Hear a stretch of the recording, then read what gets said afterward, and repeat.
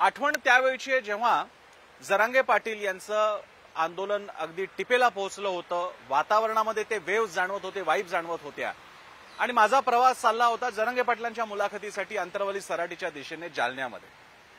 विशेष म्हणजे जालन्यामध्ये अंतरवली सराटीपासून अक्षरशः कदाचित काही 100 मीटर एवढ्या अंतरावरच्या गावांमध्ये काही झेंडे लागले होते आणि संपूर्ण आतल्या आळीमध्ये ते झेंडे लागले होते. आणि मला त्याचं आश्चर्य वाटलं.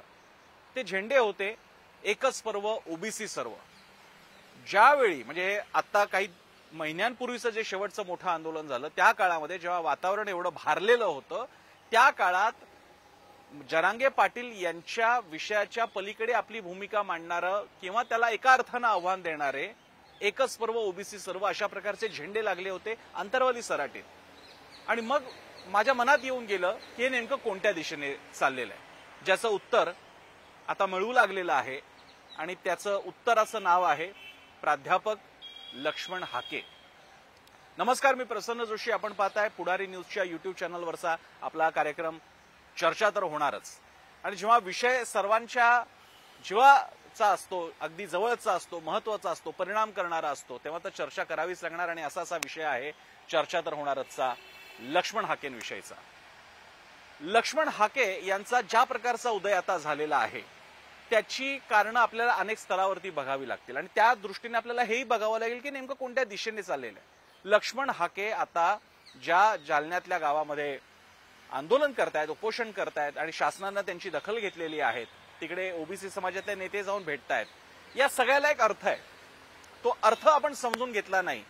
अशी काय गरज होती की इतके ओबीसी नेते असताना, मोठमोठी नावं असताना, छगन भुजबळ, पंकजा मुंडे आणि बाकीची सगळी नावं, त्या धनंजय मुंडे पण आले, जितेंद्र आव्हाड एका अर्थानं, अगदी नाकारता येणार जितेंद्र आव्हाड सुद्धा, तर मग लक्ष्मण हाके का आणि याचा अर्थ काय हे सांगताना आपल्याला थोडंसं मागे जावं लागेल. जरांगे पाटलांचं जेव्हा आंदोलन सुरू झालं, जोरदार होतं आंदोलन, भाषा एकदम त्वेषाची होती, कारण मागणी मनापासून येत होती, मराठा आरक्षणाची मागणी होती आणि त्या मागण्यांच्या मुद्द्यांमध्ये खरंच तथ्य आहे. हे होत असताना जरांगे पाटील अशी एक मांडणी करत होते की आमचा सर्वसामान्य ओबीसी बांधवांशी काही झगडा नाहीये, जे कोणी आरक्षणाचं राजकारण ओबीसींच्या तर्फे करतायत ते तर त्यांचे नेते आहेत.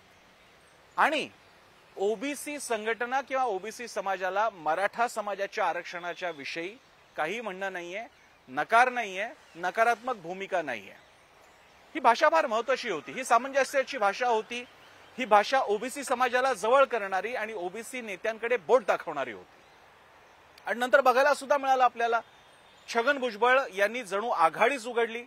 राष्ट्रवादी काँग्रेस पक्ष राहिला बाजूला, मात्र जरांगेंच्या विरोधात सगळ्या ओबीसींच्या मार्फत येणाऱ्या प्रतिक्रियेचं एक केंद्र बनले छगन भुजबळ. अर्थात छगन भुजबळ सुद्धा, आणि तेही द्वेषाने बोलत होते, ते चॅलेंज करत होते, ते आव्हान देत होते जरांगेंना. हे सगळं जरी खरं असलं तरी सुद्धा छगन भुजबळांना काही महत्वाच्या मर्यादा सुद्धा होत्या आणि आहेत सुद्धा. एक, त्यांचं वय. दोन, त्यांचा राजकीय पक्ष, ज्या पक्षाची एक स्वतःची एक भूमिका म्हणून बघितलं जातं. मराठ्यांचा पक्ष असं राष्ट्रवादी काँग्रेसकडे बघितलं जातं. अर्थात ती आयडेंटिटी कधी राष्ट्रवादी काँग्रेसने मान्य केलेली नाहीये. तिसरी गोष्ट, छगन भुजबळांचा जो राजकीय प्रवास राहिलेला आहे, त्यांच्यावरती ज्या कथित गैरव्यवहारांचे आरोप झालेले आहेत, या सगळ्यामुळे जेव्हा छगन भुजबळ काही बोलायला लागायचे तेव्हा जरांगे पाटील किंवा मराठा आरक्षणाच्या बाजूचे असणारे लोक म्हणायचे, तुम्ही काय बोलताय, तुम्ही काय केलं ओबीसींसाठी, तुम्ही तर सगळ्या सत्तेचे फायदे घेतले, तुम्ही कशासाठी बोलताय. आणि राहता राहिल्या ज्या ओबीसी संघटना होत्या त्यांच्यामध्ये सुद्धा माणसं आहेत, नाही अशातला भाग नाहीत. मात्र ज्या प्रकारचा एक वातावरणाचा माहोल तयार केला लक्ष्मण हाके यांनी, तो आतापर्यंत कुणाला करता आला नव्हता, जे त्यांच्या उपोषणाने साध्य झालं. आणि हे सगळं होण्यामागे कारणीभूत आहे त्यांची पार्श्वभूमी. ज्या लकीर का फकीर असा एक छान शब्दप्रयोग आहे हिंदीमध्ये, की गमवायला काहीच नाहीये आणि तो माणूस उभा राहिला संघर्षाला. जगाच्या इतिहासात अशा लकीर के फकीरवाल्या लोकांनीच आंदोलनं उभारली, क्रांती घडवल्या आणि सत्ता पालट सुद्धा करून दाखवला. फार जुनी परंपरा आहे ती. जरांगे पाटील हे सुद्धा अशा सामान्य घरातून आलेले, शेतकरी घरातून आलेले मराठा आंदोलक. त्यांना लक्षात आलं की अनेकांनी अशी आंदोलनं केली, मात्र कधी ती ऍडजस्ट व्हायची, कधी माणसं फितूर व्हायची किंवा सामील व्हायची, पण आपला मुद्दा काही लावून धरला जायचा नाही आणि राजकीय पक्षांकडनं काही अपेक्षाच नाहीये. या तळमळीतून जरांगे पाटलांचं आंदोलन उभं राहिलं. यालाच जेव्हा राजकारणाचा भाग होऊन म्हणा पण मराठा आरक्षणाच्या दृष्टीने काही वाटचाली सुरू झाल्या, आरक्षण देण्यात आलं, मात्र जरांगे पाटलांचं त्याच्यातून समाधान झालं नाही. त्यांचं म्हणणं होतं की आम्हाला 50% आत ओबीसी मधून आणि सरसकट सगळे सोयऱ्यांसकट अशी ती मागणी ते करत होते. आता ओबीसींची पंचायत अशी, कारण या सगळ्या या आरक्षणाच्या निमित्तानं पुढारी न्यूजसाठी मला महाराष्ट्रभर फिरता आलं आणि त्याच्यात आम्ही कार्यक्रम सुद्धा केले. ओबीसींबद्दलचे कार्यक्रम, अगदी धनगर आरक्षणाचा मुद्दा आम्ही इंदापूरमध्ये चर्चेला, ओबीसी आरक्षणाचा मुद्दा आम्ही नागपूरला गेलो होतो, मराठा आंदोलनाचा मुद्दा आम्ही संपूर्ण मराठवाड्यात फिरलो होतो. ओबीसींचं म्हणणं असं आहे की जर का असं झालं, त्यातला नियम आणि कायदे कानून तर नंतरची गोष्ट आहे, तर मुळामध्ये ओबीसींमध्ये इतक्या जाती जमाती असताना त्याच्यात जर का मराठा ओबीसींमध्ये आले तर ही वाटणी करायची कशी, ती सगळीच मराठ्यांना स्वाभाविकरित्या लागू होऊन जाईल.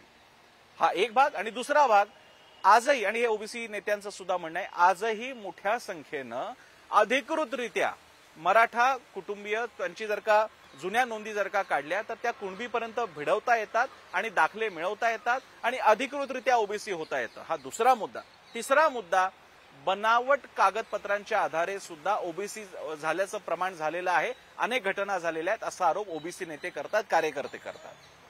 आता हे माहित नाहीये लोकांना, अशातला भाग नाही, मात्र ओबीसींकडे मुद्दे मांडणारे फक्त निवडकच चेहरे होते. त्यातले काही चळवळीचे नेते होते, त्यांना मर्यादा होत्या, कारण त्यांना जनमानसातून एक स्वीकार मिळत नव्हता. छगन भुजबळांना स्वीकार होता, छगन भुजबळांना मागणी होती, पण छगन भुजबळ चेहरा बनू शकत नव्हते, त्याला मर्यादा होती. आणि यामध्ये जरांगे पाटलांचा व्यक्तिमत्वाचा फार मोठा प्रभाव आहे. छगन भुजबळ माजी मंत्री राहिलेले आहेत, उपमुख्यमंत्री राहिलेले आहेत, नाशिकमध्ये एवढं शैक्षणिक साम्राज्य आहे, त्यांच्यासमोर जरांगे पाटील एक साधा माणूस, शेतकरी कुटुंबातून आलेला माणूस. राज्य शासनासमोर सुद्धा जरांगे उभे राहिले की पुन्हा तेच व्हायचं, राज्य शासन, एवढी सगळी यंत्रणा, आणि त्यांच्यासमोर जरांगे पाटील. आता मात्र हा बॅलन्स वेगळ्या प्रकारे आता होताना दिसतोय. आता जरांगेंच्या समोर येत आहेत लक्ष्मण हाके. त्यातल्या राजकारणाकडे आपण नंतर येऊया. आता लक्ष्मण हाकेंची पार्श्वभूमी तशीच. लक्ष्मण हाके तशाच गरीब समाजातून आलेले आहेत, गरीब परिस्थितीतून आलेले आहेत, कंवा आणि शिकामधून शिकलेले आहेत, प्राध्यापक झाले, नोकरी सुद्धा केली, नंतर पत्नीने नोकरीचं काम सांभाळलं आणि त्यांनी सामाजिक कार्य बघितलेलं आहे, सांभाळत आहेत ते. त्यामुळे आतापर्यंत जे ओबीसी नेत्यांकडे बोट दाखवता येत होतं की हे प्रस्थापित आहेत आणि आम्ही, म्हणजे जरांगे पाटलांची भूमिका होती, ओबीसी नेते प्रस्थापित आहेत, आम्ही म्हणजे मराठे, सर्वसामान्य मराठा आणि ओबीसी आम्ही बांधव आहोत, आमच्यामध्ये काही वाद नाहीये. याला नेमका छेद दिलेला आहे लक्ष्मण हाके यांनी. कारण लक्ष्मण हाके आता म्हणतात मी पण वंचित समाजातून आलेलो आहे आणि माझं म्हणणं या आरक्षण मिळता कामा नये, त्याची ही जी काही 4-5-10 कारणं आहेत ती. आणि याला आता मोठा प्रतिसाद मिळू लागलेला आहे. ओबीसी तरुण लक्ष्मण हाकेंच्या मागे उभा राहतोय. त्यांच्या आता उपोषणाला सुरुवातीला राज्य शासनानं दमानं घेतलं, सावधपणे एक बघण्याचा प्रयत्न केला. पहिल्यांदा फार मोठा प्रतिसाद दिला नाही, मात्र पंकजा मुंडे तिथे जाऊन आल्या, अनेक नेते तिथे गेले आणि मग वडेट्टीवार सुद्धा तिथे गेले. आणि मग मात्र जे आकर्षण किंवा जे अट्रॅक्शन जे जरांगे पाटलांना मिळू लागलं अंतरवली सराटीला झालेल्या हल्ल्यानंतर, पोलिसांच्या लाठीचार्ज नंतर जे बघायला मिळालं आपल्याला, तशाच प्रकारचा दुसरा अंक इथे सुरू झाला. आणि तिथे लक्ष्मण हाके यांना सुद्धा पुन्हा मोठ्या प्रमाणात ट्रॅक्शन मिळू लागलं आणि मोठ्या संख्येनं आता तिथे लोकही जमू लागलेले आहेत. जो आतापर्यंत ओबीसीमधला चेहरा बनत नव्हता कोणी चळवळीचा, तो असा चेहरा बघायला मिळाला. जी मर्यादा मी मगाशी म्हणालो ती छगन भुजबळांना होती, ती पंकजा मुंडे यांना सुद्धा होती आणि आहे. प्रस्थापित राजकारणी हा प्रस्थापित असतो. जाती समूहाचं राजकारण करण्यासाठी जो आवाज द्यावा लागतो, ज्या प्रकारचा संघर्षरत चेहऱ्याचा तुम्हाला तो माणूस असावा लागतो की सर्वसामान्य कुटुंबातून आलेला आहे, त्याच्या मर्यादा या प्रस्थापित राजकारण्यांना असणार आणि ते लक्ष्मण हाकेंना त्याचा फायदा होतोय. लक्ष्मण हाके एका वंचित समूहातून येतात आणि आता मात्र जरांगे पाटील यांचं अंतरवली सराटीशी असणारं नातं, त्यांचं गरीब असणं, त्यांनी केलेले लढे, त्यांची सगळी वंचित परिस्थिती, या सगळ्याला आतापर्यंत छगन भुजबळ बघायला मिळत होते आणि ती विषम लढाई वाटत होती. आता जरांगेंच्या समोर लक्ष्मण हाके आहेत. हे सगळं होत असताना एक मात्र इथे नमूद करावं लागेल की मराठा काय किंवा ओबीसी काय, महाराष्ट्रातले दोन मोठे समाज आहेत. महाराष्ट्राचा सर्वसामान्यांचा सगळा कारभार बारा बलुतेदारापासून ते आजच्या सगळ्या पातळीवरचा गावगाडा, शहरगाडा हा या समाजामुळे चालतो. त्या समाजामध्ये वादविवाद मतभेद कदाचित असू शकतात, मात्र वादविवादाचं रूपांतर जातीय तेढीमध्ये होऊ नये, जे आपल्याला काही प्रमाणात बीड आणि मराठवाड्यात काही ठिकाणी बघायला मिळालं, हे मात्र इकडे अपेक्षा मुद्दामून व्यक्त केली पाहिजे. पण आता मात्र अस्मितेचा संघर्षाला टोक यायला लागलेला आहे असं सध्या तरी दिसतंय. जरांगे पाटलांच्या समोर लक्ष्मण हाके उभे राहिलेले आहेत. लक्ष्मण हाके थेट आता जरांगेंना आव्हान देत आहेत. तसं जरांगेंना आव्हान छगन भुजबळ सुद्धा देत होते. जरांगेंचा एकेरी उल्लेख करा, त्यांच्या क्षमतेवरती प्रश्नचिन्ह उपस्थित करा, काय वाटेल ते म्हणा. पण मी पुन्हा म्हणतोय तसं त्याला तेवढं वजन येत नव्हतं टाळ्यांच्या पलीकडे, कारण आता ते तशाच प्रकारचं विधान करणारा माणूस तितकाच वंचित प्रकारच्या भागातून आलेला आहे, समाजातून आलेला आहे, जसे जरांगे म्हणतात तसं. आणि त्यामुळे लक्ष्मण हाकेंनी सुद्धा आता ओळखलेलं आहे की आता थेट टार्गेट करायचं आहे ते जरांगेंवरती. मग ते जरांगेंना टार्गेट करतायत, त्यांना विचारतायत आरक्षणाचा अभ्यास करा, त्यांना म्हणतायत आधी पहिल्यांदा तुम्ही तुमचा अभ्यास पूर्ण करा आणि तुम्ही समजून घ्या आरक्षणाचं काय कसं आहे ते आणि आरक्षण कसं मिळू शकणार नाहीत. जरांगे पाटील म्हणतात की ओबीसीने आरक्षण किती वर्ष खात होते. मग त्याला लक्ष्मण हाकेंकडनं उत्तर येते की मुळात किती आरक्षण मिळतंय, किती जणांना खरंच मिळालेलं आहे. आणि आता हा सगळा वाद सुरू झालेला आहे, त्याला जातीय कंगोरा सुद्धा आहे. जे चाललेलं आहे त्याचं पूर्ण स्वागत करता येणार नाही, कारण यांचा हा सगळा जर का मार्ग संविधानिक मार्गाने झाला असता आणि योग्य प्रकारे सुटला असता तर जास्त चांगलं झालं असतं.